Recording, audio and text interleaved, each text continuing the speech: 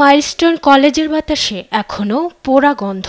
শিক্ষার্থীর কলকাকলির বদলে সেখানে এখন নির্মম নিস্তব্ধতা। কঙ্কালসার চেয়ারগুলো কেবলই শিশুদের স্মৃতি।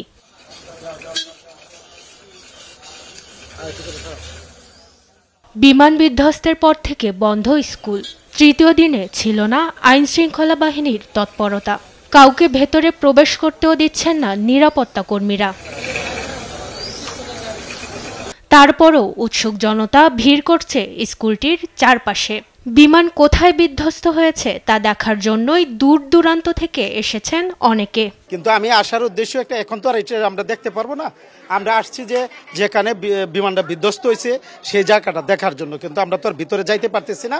আমরা পিছন সাইডটা দেখতেছি। এই দেখার জন্য মানে এখানে কষ্ট ছাড়া আর কিছুই না। যারা হারাইছে তারাই বুঝে সেই আর্তনাদ, সেই কষ্ট, সেই কান্না।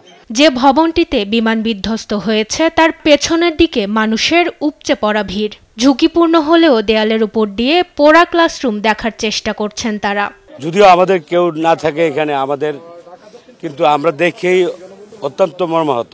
ক্যাম্পাসে আগত শিক্ষার্থী ও অভিভাবকদের দাবি, দ্রুত সময়ের মধ্যে বিমান দুর্ঘটনায় আহত নিহতদের সঠিক সংখ্যা প্রকাশ করতে হবে। এদিকে হতাহতের সঠিক তথ্য নিরূপণে অধ্যক্ষকে প্রধান করে 7 সদস্যের সমন্বয় কমিটি করেছে মাইলস্টোন কলেজ কর্তৃপক্ষ। 3 কার্যদিবসে আহত, নিহত ও নিখোঁজ শিক্ষার্থীর তালিকা দিতে নির্দেশনাও দেওয়া হয়েছে কমিটিকে।